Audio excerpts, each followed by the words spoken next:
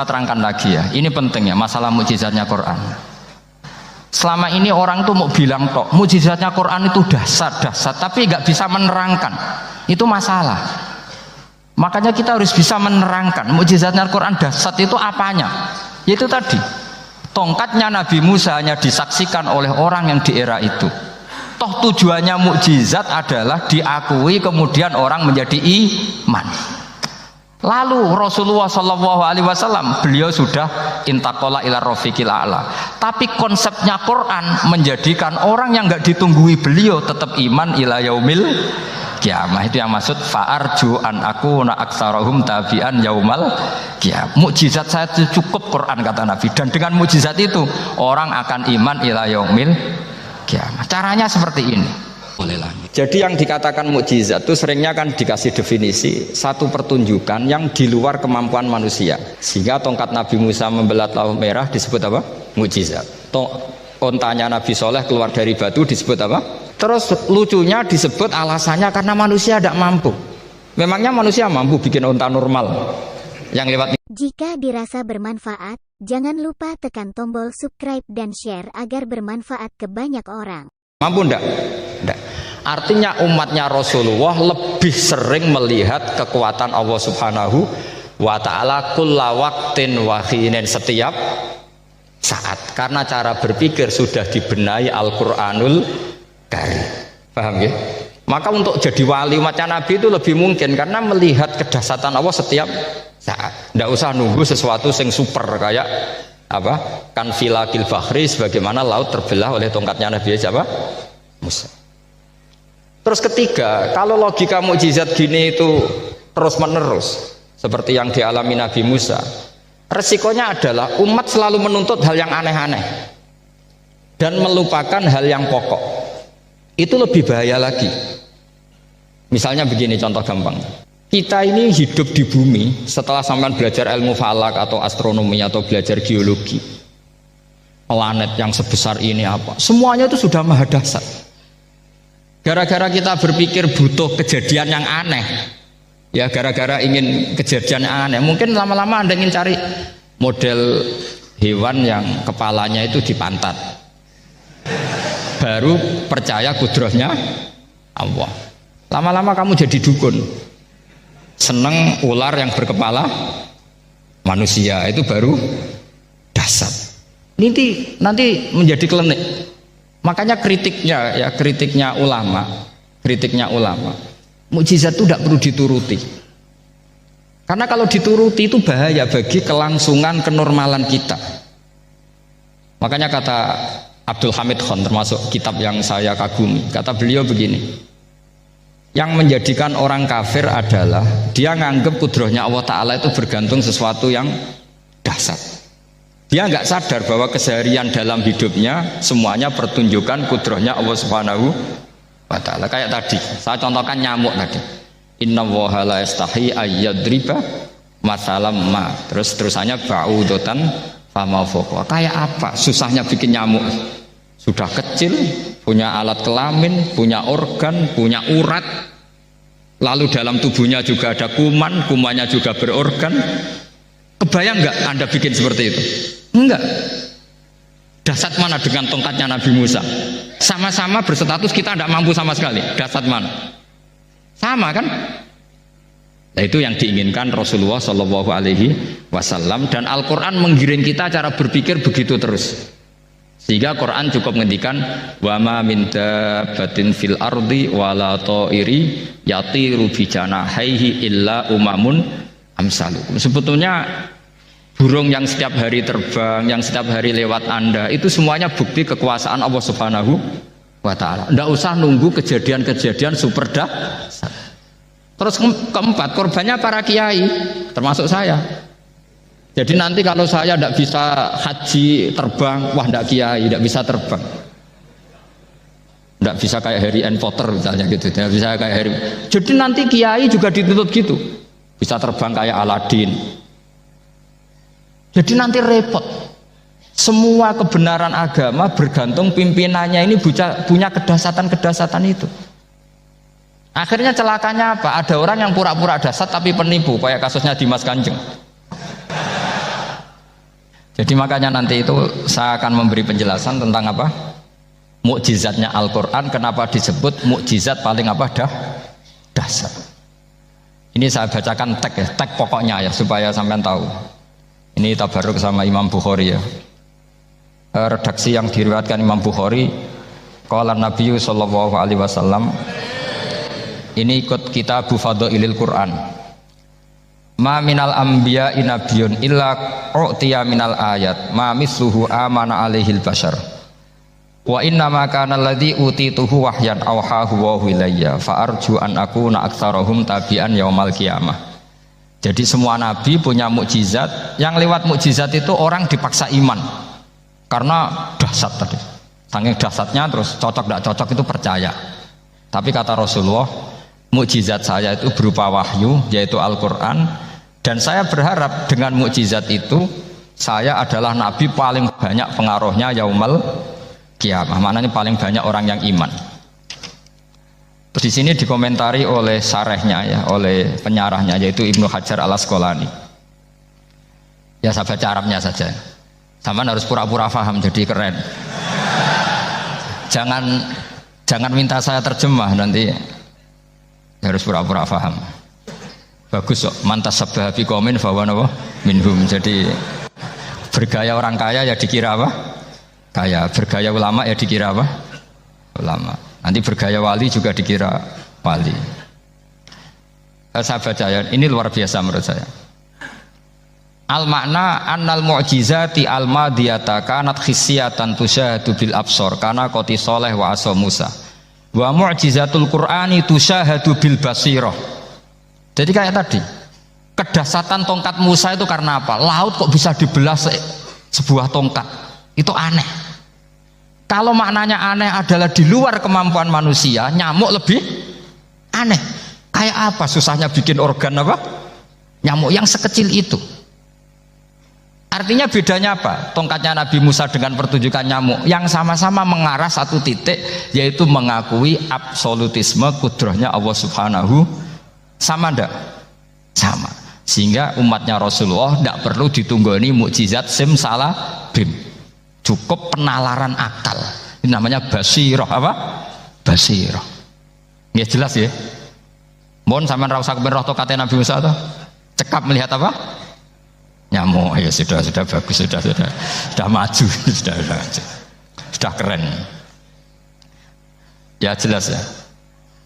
Li'annal ladzi yushahadu bi ainir ra'si yang qaridu bin qiradi musyahidihi walladzi yushahadu bi ainil aqli baqin yushahiduhu kullu man jaa ba'dal awali mustamirron. Sesuatu yang dipertontonkan lewat sesuatu yang fisik kayak tongkat Nabi Musa, itu yang percaya langsung tentu yang melihat. Setelah itu ada yang percaya, ada yang enggak. Bisa saja itu hoax, bisa saja macam-macam.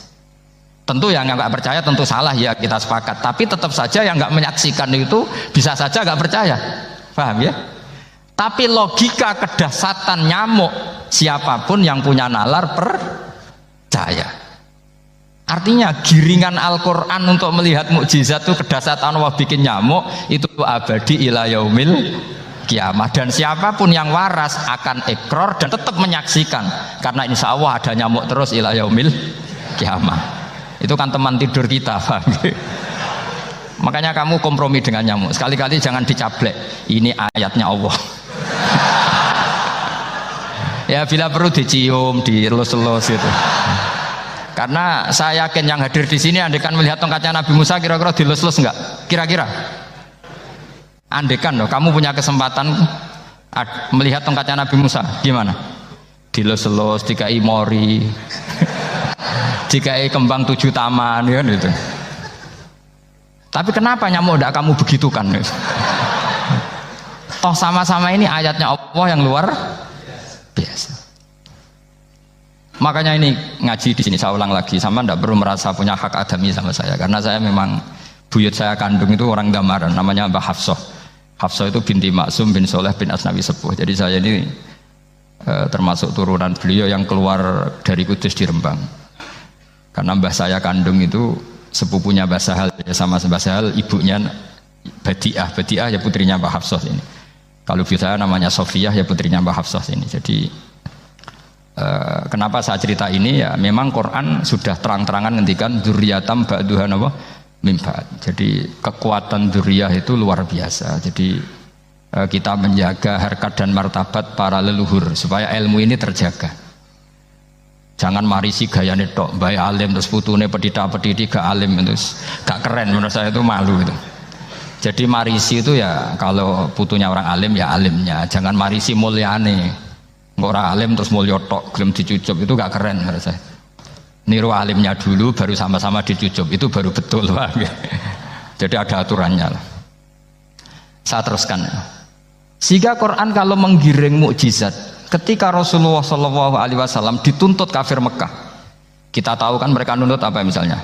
Lan nu'mina laka hatta tafjura lana minal ardi napa yam bu'a au takuna laka jannatum min nakhili wa inabin fatufajjiral anhara khilalaha napa tafsira au tusqitas samaa kama zamta alaina kisafan au ta'tiya billahi wal malaikati qabila au yakuna laka baitum min zuhrufin au tarqa sama. Masih mereka bilang gini, walan nu'mina liruqiyika hatta tunzila alaina kitaban naqra'u.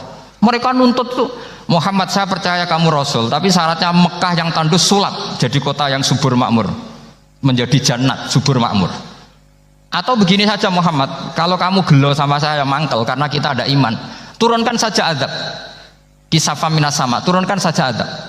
Atau begini Muhammad, kamu kan bilang utusan Allah, kamu datang saja bersama Allah digandeng gitu, digandeng terus sama Allah diangkat tangan kamu, dimaklumatkan kalau kamu Rasulnya. Au ta'tiya billahi wal malaikati qabila. Karena mereka dengan logika yang salah, yang dikatakan mukjizat itu sesuatu yang seperti itu. Artinya kalau kamu berpikir mukjizat yang seperti itu berarti Anda turunan kafir Quraisy. Anda turunan apa? Kafir Quraisy. Maka gak boleh berpikir mukjizat seperti itu. Nyatanya Allah cukup menjawab dengan ayat wa ma min dabatin fil ardi wala ta'iri yatiru bi janahihi illa umamun amsalukum. Dijawab lagi inna fi khalqis samawati wal ardi wa ikhtilafil laili wan nahar wal fulki allati tajri fil bahr satruse la ayatil liqaumi yaqin. Semudah itu kita iman kedahsyatan kudratnya Allah. Cukup melihat kerbau, kok bisa ya jaga populasinya padahal tidak pernah dia seminar cara jaga populasi. Nyatanya tetap terjaga. Tanpa lamaran ya bisa jaga keturunannya. Tanpa sesar ya anaknya lancar. Tanpa sesar kan? Artinya mereka bisa. Karena di sini ada kudratullah. Ada apa? Ada kudratullah. Nah, kalau iman seperti itu Anda baru betul. Yaitu yang disebut Allah ya tanazzalul amru bainahunna li ta'lamu annallaha ala kulli syai'in qadir wa annallaha qad ahata bi kulli syai'in ilma. Semua urusan di alam raya ini hanya Allah ingin mempertontonkan bahwa saya kuasa. Jadi tidak perlu nunggu yang aneh-aneh.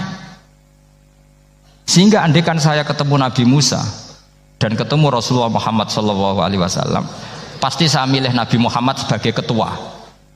Karena Nabi Muhammad yang bikin sarana iman dengan sarana yang seluas-luasnya, dan sarana ini tidak habis dan ada di mana saja, yaitu sarana ikrar bahwa Allah kudrah dan kudrahnya tanpa batas. Nabi bikin sarana apa saja, melihat langit, bumi, lautan, nyamuk, hewan, semuanya sarana untuk ikrar kudrahnya Allah Subhanahu wa ta'ala. Sementara Nabi Musa mempertontonkan hanya nunggu mukjizat sing khariqun lil adat.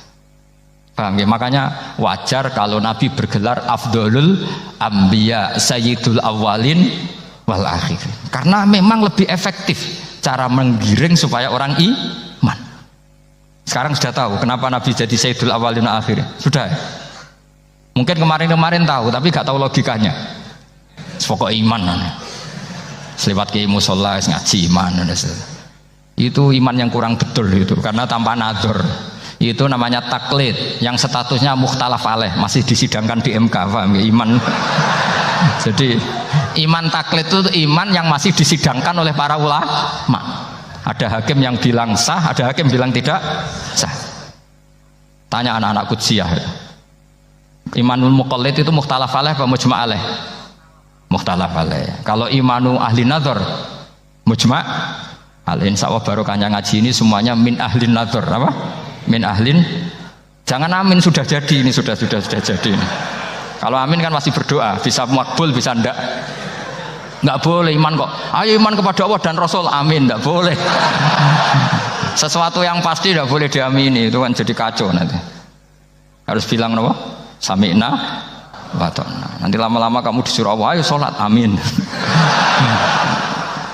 Nggak boleh. Jadi amin itu ada aturannya. Tapi bukan berarti saya nyalahkan jenengan, enggak. Ya memang salah gitu. Jadi kan, ya usah saya memang statusnya salah. Ya saya ulang lagi ya. Berarti Rasulullah adalah Rasul yang sukses membuat sarana orang kembali ke Allah, mengakui kudrahnya Allah dengan sarana apa saja, melihat rumput, melihat hewan, dan hewan itu ya apa saja, dabah itu apa saja, hewan yang melata di bumi apa saja, semua bukti kudrahnya Allah. Bahkan Rasulullah sukses membiarkan umatnya nggak ditunggui beliau tetap iman, mergo ditunggui konsep sing super ngene kok Al-Qur'anul Karim. Jelas ya? Tapi caranya memahami ya seperti yang saya terangkan ini. Ya saya baca lagi ya yang jadi annal mu'jizati pakai jama' mu'annas salim, annal mu'jizati al-madiyata, mukjizat-mukjizat yang sudah kelewat itu kanat khisiatan, bersifat fisik. Tusyahadu bil absor, hanya bisa dilihat dengan mata kepala. Karena qoti soleh wa asa Musa. Wa mu'jizatul Qur'ani tusyahadu bil basirah. Sementara mukjizatnya Quran disaksikan dengan mata hati, dan setiap orang punya mata hati. Fayakunu man yattabi'uhu li ajliha aksar. Li anna alladhi yushahadu bi ainir ra'si yang qaridu bingkirodi musyahidihi. Walladhi yushahadu bi ainil aqli baqin yushahiduhu kullu man ja'a ba'dal awal mustamirron. Sesuatu yang dilihat dengan mata kepala, setelah para saksi ini meninggal, maka setelahnya mencari-cari, bisa percaya bisa enggak. Tapi mukjizat yang disaksikan mata hati, siapapun percaya dan sampai ila yaumil kiamat. Dan tentu Quran lebih unggul dalam hal ini. Dan insya Allah kita semua adalah ahli Quran. Yaitu harus punya kesimpulan falam mata bayyana lahu qala a'lamu annallaha ala kulli syai'in qadir. Sebagian ayat walita alamu annallaha ala kulli syai'in qadir wa annallaha qad ahata bi kulli syai'in ilma. Itu kenapa mukjizatnya Quran dasar.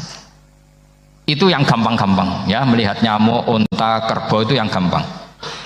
Anda tak naikkan kelas sedikit menjadi agak ilmiah. Misalnya begini, kamu ahli falak. Misalnya kamu ahli falak. Misalnya kayak Batu Rehan ya.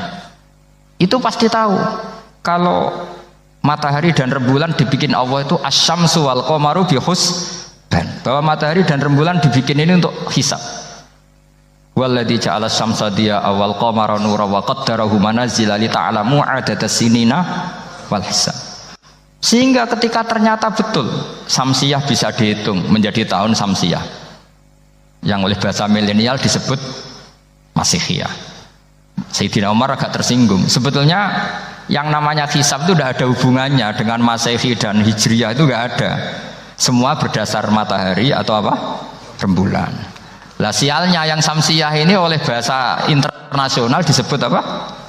Masehiyah. Makanya Sayyidina Umar marah terus bilang ya sudah kalau gitu Qamariyah bikin apa? Hijriyah. Jadi itu sebenarnya nama politik. Sebetulnya kalau objektif yang jadi ukuran ya samsiyah sama Qamariyah. Berhubung ini sudah diambil tetangga partai sebelah, akhirnya ya kira-kira gitu loh. Jadi kira-kira seperti itu. Akhirnya kita namanya apa? Hijriyah. Apa samsiyah sama apa? Hijriyah. Sebetulnya yang asli ya samsiyah, Qamariyah. Tapi nggak apa-apa lah. Dunia itu mesti ada politiknya. Lah yang repot orang-orang fanatik hukum pakai bahasa nasional itu repot. Jadi misalnya kematian Yesus Kristus itu mesti Batu Rehan kan nggak percaya, akhirnya ditambahi kematian Sibeh. Karena kalau bilang iya kan percaya, makanya ditambahi apa? Sibeh. Karena menurut orang Islam berkeyakinan Nabi Isa itu nggak terbunuh, maka ditambahi apa? Sibeh. Saya dulu pernah usul, karena beliau itu kalau manggil bahasa itu bude, jadi saya pernah sowan usul.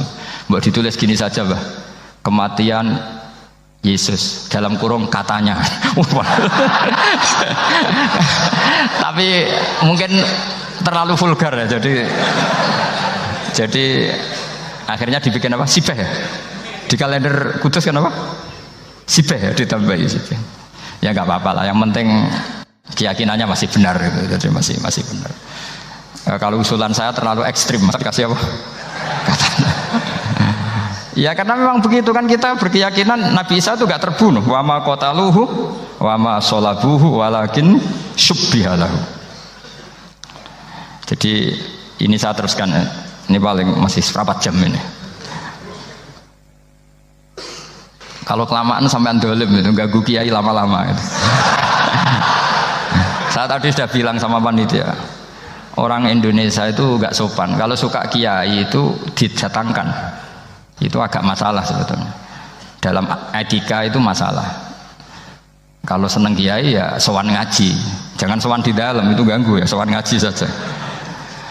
Dulu Imam Malik itu anaknya raja itu, Imam Malik itu seangkatan dengan Harun Ar-Rasyid. Makanya jangan berharap kalau saya gampang diundang. Bukan karena saya sombong, memang etikanya seperti itu. Jadi Imam Malik diminta datang ke istana untuk ngajar anak-anaknya Harun apa? Ar-Rasyid. Masyhur Imam Malik tersinggung terus kata bilang, al ilmu yu'ta la ya'ti. Ilmu itu disowani bukan sowan. Akhirnya Harun Ar-Rasyid minta anak-anaknya datang ngaji ke Imam Malik. Itu anak presiden. Imam Malik berani, al ilmu yu'ta la ya'ti. Tapi kalian beruntung karena saya hormat sama mbah saya yang di sini. Wong makom buyut saya itu ya berarti apa ya? Selatannya makamnya saya Ja'far Shadiq itu di situ kan ada makamnya Mbah Soleh, Mbah Maksum, itu mbah saya. Nah, makanya dulu saya ngaji di sini lama di Damaran itu. Maksudnya lama itu ya mungkin setahun. Karena saya memang mulai kecil di Sarang, sampai sekarang saya masih ngajar di Sarang. Tapi dulu cukup ya, karena saya kesini sudah hafal Quran, jadi hanya setor setiap hari satu juz, jadi cepat lah. Saya tidak punya masalah ingatan, alhamdulillah, jadi cepat hafal. Ya mungkin setahun. Karena saya memang mulai kecil di Sarang, sampai sekarang saya masih ngajar di Sarang. Tapi dulu cukup ya, karena saya kesini sudah hafal Quran, jadi hanya setor setiap hari satu juz, jadi cepat lah. Saya tidak punya masalah ingatan, alhamdulillah, jadi cepat hafal. Saya terangkan lagi ya, ini penting ya, masalah mukjizatnya Quran. Selama ini orang tuh mau bilang tok, mukjizatnya Quran itu dahsyat, tapi nggak bisa menerangkan. Itu masalah. Makanya kita harus bisa menerangkan mukjizatnya Al-Quran dahsyat itu apanya. Yaitu tadi, tongkatnya Nabi Musa hanya disaksikan oleh orang yang di era itu. Toh tujuannya mukjizat adalah diakui kemudian orang menjadi iman. Lalu Rasulullah SAW beliau sudah intaqala ila rafiqil a'la. Tapi konsepnya, karena tadi sedahsyat-dahsyatnya mukjizat, tujuan utama orang terdikte supaya ikrar ngakui kudrohnya Allah. Lah ngono kok ngenteni tongkat sakti lah apa? Cukup deloknya mau. Paham ya? Jelas ya? Alhamdulillah, mau naik kelas ini sudah benar, ini sudah benar. Terus kedua begini, kedahsyatan Quran lagi. Quran itu bisa merunut, mentartibkan logika. Bahkan logika ini logika yang universal. Siapa saja merasakan logika itu. Misalnya begini, dulu orang kafir itu punya Tuhan banyak. Tentu yang dipertuhankan yang mana? Yang dipertuhankan itu banyak. Karena pikiran mereka urusan banyak, problem banyak, ya Tuhannya harus banyak. Ada BPKB 3D kan, istri cerewet, macam-macam lah itu kan. Problemnya banyak, maka Tuhannya harus banyak. Karena Tuhan itu maknanya penyelesai masalah. Sehingga kalau masalahnya banyak, Tuhan harus banyak. Ketika Rasulullah membawa konsep satu Tuhan, mereka janggal. Makanya mereka bilang, aja'alal alihata ilaha wahida inna hadza lasyai'un ujab. Masa Tuhan satu? Ini aneh, nggak bisa. Tuhan harus banyak, karena masalah kita banyak. Itu terpatri di otak mereka, terpatri.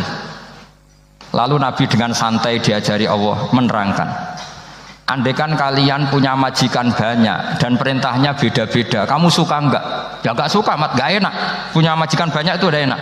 Milih mana majikan banyak sama satu? Satu aja, mat. Tuhan kamu adalah majikan kamu. Kalau banyak kamu bingung. Ya mat, satu aja mat. Itu segampang itu.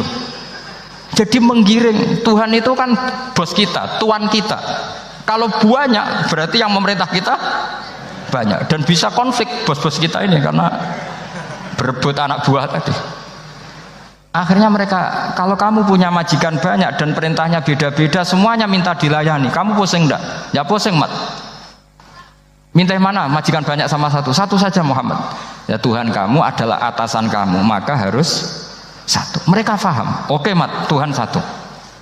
Itu yang dimaksud dorobawaw matalar rojulan fihi syuraka umutasyakisuna wa rojulan salamal lirojul hal yastawiyani masalah. Langsung alhamdulillah, karena mereka yang paling bodoh pun paham dengan logika itu, paham kalau Tuhan banyak perintahnya banyak, kita repot. Maka Allah bikin satu masalan, yaitu rojulan fihi syuraka umutasyakisuna wa rojulan salamal lirojul, satu lelaki satu bos, satu perintah. Kayak apa mudahnya Allah. Kemudian mereka tetap menuhankan Lata, Hubal dan Uzza karena mereka dipertuhankan. Sebenarnya nggak pernah Tuhan tapi dipertuhankan. Allah memberi contoh tuh sederhana sekali. Wa daraballahu mathalar rajulaini ahaduhuma abkam la yaqdiru ala syai'in wa huwa kallun ala maulah aina ma yuwajjihu la ya'ti bi khair hal yastawi huwa may ya'muru bil adl. Kata Rasulullah, Lata itu menurut kamu apa? Ya Tuhan kami. Muhammad, Hubal ya Tuhan kami. Uzzah ya Tuhan kami. Lalu kalau mereka kotor ya saya mandikan, kalau hidungnya coplok ya saya tata. Terus kata Rasulullah begini, kamu mau nggak punya budak atau pembantu yang buta, tuli, bisu? Kamu mau nggak punya pembantu loh ya, pembantu itu budak zaman dulu. Kamu mau nggak punya pembantu yang buta, yang tuli, yang bisu?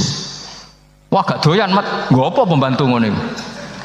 Lang pembantu saja kamu tidak mau yang gitu, kok malah punya bos begitu? Orang yang tuli, yang bisu, yang kopok, jadi pembantu saja nggak layak, kok malah jadi pangeran. Paham ya? Arca dan berhala itu kan nggak bisa apa-apa.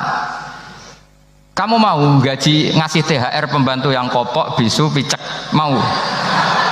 Wong jadi pembantu saja nggak sah, kok mau jadi apa? Tuhan atau jadi majikan? Jadi Allah bikin contoh gampang sekali. Wador bahwa masalah rojulaini ahaduma abkam layak kediru ala sein, nggak bisa apa saja. Wawa kalun amala maulah, anane ngrepoti tok. Nama yuwajjihu layati bi khair. Mudah sekali. Akhirnya mereka berbondong-bondong iman karena logikanya ditata oleh logika Al-Qur'an.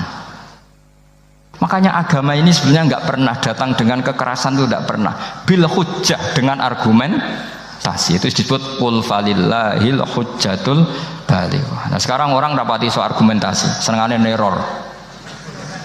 Nah, itu rapati ngaji. Sebenarnya agama ini mudah, ad-dinu yusrun, agama ini mudah, logikanya gampang. Untuk tidak menuhankan Yesus atau Isa, Quran juga datang dengan penjelasan yang enggak jelimet, yang gampang saja. Kata Allah, mal masihu ibnu maryam illa rasul qad khalas min qablihir rusul wa ummuhu siddiqah kana yakulanit. Paham? Kok arani pangeran piye? Nek mangan ya lesu. Kamu kebayang enggak misalnya punya Tuhan terus mbok gratisi pas marung? Terus kamu bangga, alhamdulillah tadi habis ngratisi Tuhan. Tadi kelihatannya kelaparan, tak gratisi, senangnya bukan main. Kamu mau punya Tuhan yang seperti itu? Mau? Nggak mau kan? Allah menjelaskan karena ya kulanit. Kuduyan sego, artinya nak orang mangan yo lemes. Pas kamu minta, ternyata Tuhannya baru lemes. Jadi Quran itu tidak sinis enggak, tapi menggiring logika bahwa ini tidak mungkin Tuhan. Wong kana ya kulanit. Gampang kan? Itu gampang sekali. Logika Quran itu gampang sekali. Dan masalahnya kita sekarang tidak mengkaji Quran yang sisi ini. Ya termasuk kritik kita ya, tapi ya sudahlah, ini dunia ya macam-macam. Ono sing ngaramno lomba, ono sing mendukung lomba, macam-macam. Saya tidak dalam posisi mendukung dan menolak. Saya 0-0, jadi tidak ke kanan tidak ke kiri dalam konteks tadi. Karena ya sudahlah, itu sudah takdir, semuanya takdir. Ada yang setuju lomba, ada yang mengharamkan apa? Lomba. Tapi sebetulnya kalau kita berpikir Quran diturunkan ya untuk yang saya terangkan ini, menjaga logika agama al-hujjah al-balighah ila yaumil kiamah. Karena kita tidak perlu tongkat lagi Nabi Musa, nggak perlu ontanya Nabi Soleh, cukup dikawal aturan-aturan iman yang cukup mudah dan kita temukan di mana saja ayat-ayat itu, yaitu wa ma min dabatin fil ardi wala ta'iri yatiru bi janahihi illa umamun amsalukum, atau inna fi khalqis samawati wal ardi, dan seterusnya. Nah, cara berpikir gimana Gus? Gampang tadi. Kalau tongkat Nabi Musa membelah laut adalah hal yang kita tidak mampu, memangnya kita mampu bikin langit bumi? Tidak mampu kan? Berarti ini sudah cukup menjadi ayat kekuasaannya Allah. Jelas kan? Maka mukjizat Quran ini mengawal umatnya Rasulullah SAW ila yaumil kiamat dengan logika seperti itu. Saya ulang lagi, dengan logika seperti itu. Maka ulama nggak boleh berhenti seperti saya ngomong terus seperti ini. Makanya ngendikane Allah, lam yakunil ladzina kafaru min ahlil kitabi wal musyrikina munfakkina hatta ta'tiyahumul bayyinah. Bayyinah itu apa? Rasulun minallah yatslu suhufam mutahharah. Orang kafir semuanya, kata Allah, baik berkategori kafir musyrik maupun kafir ahli kitab, itu tidak akan tercerabut dari akar kesalahan mereka, dari cara berpikir mereka, hatta ta'tiyahumul bayyinah, sehingga datang satu kejelasan yang jelas welo-welo. Itu apa? Rasulun minallah yatslu suhufam mutahharah, yaitu rasulnya Allah yang membaca sahifah-sahifah suci, maknanya Al-Qur'an. Untuk menafikan ketuhanan berhala, ketuhanan Yesus, kita cukup dengan konsep Quran. Kayak tadi, kana yakulanit, termasuk untuk menafikan Tuhan balita, paham ya? Tuhan apa? Fir'aun. Ini contoh terakhir, sampean siap-siap saja selesai. Karena saya memang mau selesai ini, bukan guyon, memang mau selesai. Karena menurut saya mukjizatnya Quran itu jelas. Jadi diterangkan seperempat jam ya jelas, 10 menit ya jelas. Kalau kamu butuh lama, berarti kamu menyangsikan kejelasan Al-Quran. Dan itu kriminal besar. Gitu. Kalau nggak boleh dibahasakan murtad besar, ya kriminal apa besar. Nggak guyon, betul itu. Saya tadi mau menyontohkan apa tadi? Tuhan balita ya. Fir'aun itu berdebat sama Nabi Musa. Singkat debat begini. Kalau nggak salah di juz 19, kalau nggak salah di surat Syu'ara. Dicari sendirilah.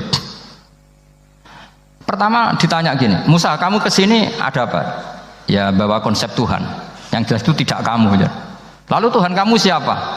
Rabbus samawati wal ardi, yang menuhani langit dan bumi. Si Fir'aun masih berkelit. Begini, soal yang di bumi, saya jalan-jalan kemana-mana, setahu saya yang jadi Tuhan saya. Ma'alim tulakum min ilahin apa? Ghairi, di mana-mana yang dituhankan saya. Soal kemungkinan di langit begini, tunggu saya. Terus di Haman dipanggil, ya Haman ibnili sorqal ali abluhul asbab as-samawati fa'attali'a ila ilahi Musa. Haman, bikinkan saya piramida yang tinggi. Saya mau lihat Tuhannya Musa, apa betul ada. Padahal andaikan terjadi piramida kan Tuhan pun nggak bisa dilihat. Wong sampean yang wali saja tidak bisa melihat. Wali tadi yang sing disakeni Allah tadi itu aja nggak bisa melihat. Apalagi Fir'aun. Akhirnya Nabi Musa sadar bahwa logika itu tidak masuk ke Fir'aun, tidak masuk. Padahal ada pengawalnya banyak. Dan karena semua Nabi fatona, itu ibarat mobil ganti gigi, ganti argumentasi. Gini saja, yang menuhani leluhur kamu, mbah-mbah kamu, itu sontak kaget Fir'aun. Pengawalnya ya kaget. Oh iya, kalau Fir'aun ini Tuhan, mbah-mbahnya tanpa Tuhan. Kan Tuhannya datang terlambat. Berarti mbah-mbahnya dulu itu tanpa Tuhan, karena ini ada Tuhan balita tadi itu. Akhirnya hampir separuh, mungkin hampir semua pengawalnya Fir'aun itu iman semua.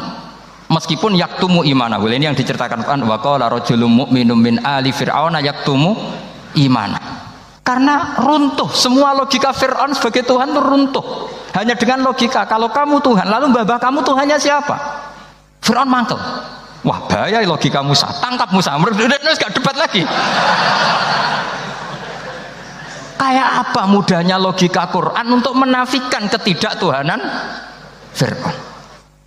Yaitu mengatakan Rabbukum wa Rabbu abaikumul awwalin. Karena dikatakan Tuhan langit, Fir'aun masih berkelit. Nanti dulu, saya mau bikin piramida. Mau saya lihat ada enggak Tuhan kamu. Nabi Musa langsung genti gigi yang nuhani mbah-mbah kamu.